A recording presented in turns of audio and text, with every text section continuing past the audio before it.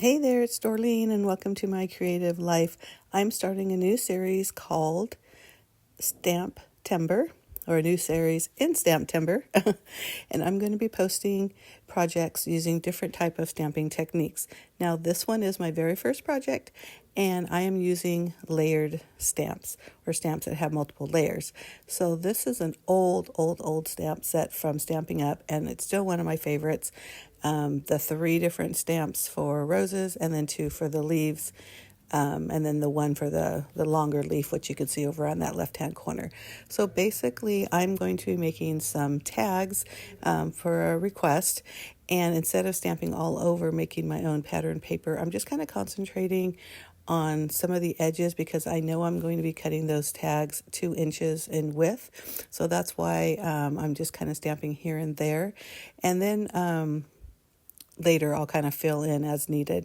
But basically I start with the largest of the rows, which is like the outside, and that would be the lightest color.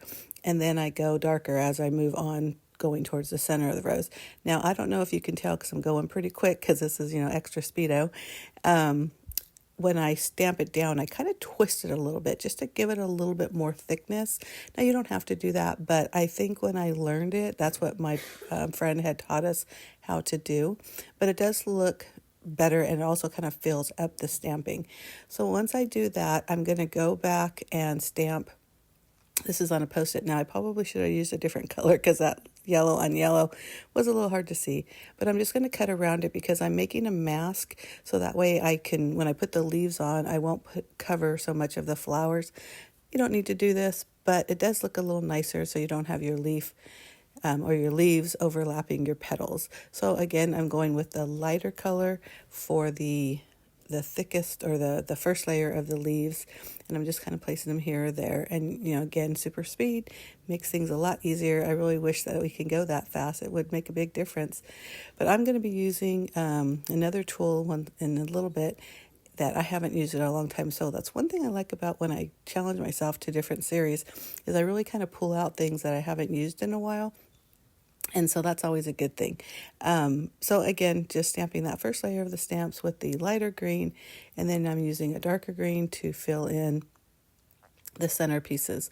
I did use, you can tell, all of my stamps are ink.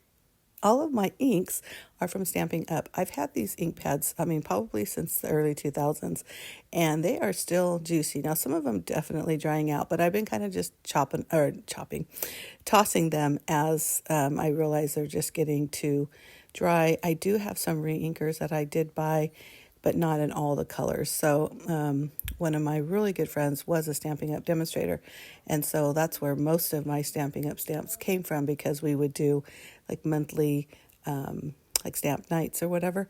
And of course, you got to buy because you love everything. And this is what I'm talking about. This little tool thing is a tag maker, and it's from We Are Memory Makers. I know I bought this from Tuesday Morning years ago, and it is so fun. Now, sure, I could have just used my trimmer and cut the edges, but because I wanted everything to be even, I just thought that doing it this way, since I was making so many, was just going to be easier than trying to do each one individually. Now, if I made one tag, I probably wouldn't have took this out because that is kind of a little bit of a pain. But the fun thing is look at it, also has the hole puncher too. So that was a lot of fun. And again, I had to make 15 of these tags. I think I ended up making like 20 of them or something, but I'm just kind of going through, and you'll see that most of them have enough of the yellow roses. That was a request of the person that I'm making these for, and so they're fine. I did go back, you don't see it, but I did go back and fill in some spaces. So I decided she wanted to make these thank you tags. So I saw this one little stamp that said, "You are remarkable." So that's why I'm using this one, because it has the it's a rubber stamp, but it's got the backing for using the Mitzi or an acrylic block. But I figured since I had so many, I was definitely going to use the Mitzi. Oh my gosh, the Misty.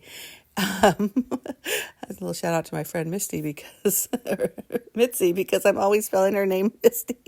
So now I'm talking about this, and I'm crazy. Don't forget about me. But anyhow, so this makes it so much easier, especially when you're doing multiple projects of the same thing.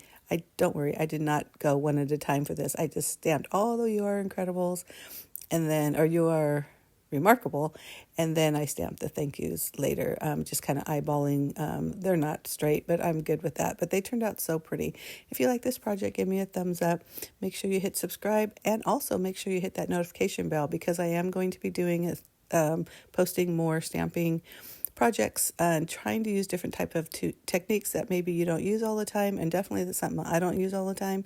So again, this is the first one, and this one is for layered stamps, and you'll see the tags at the end.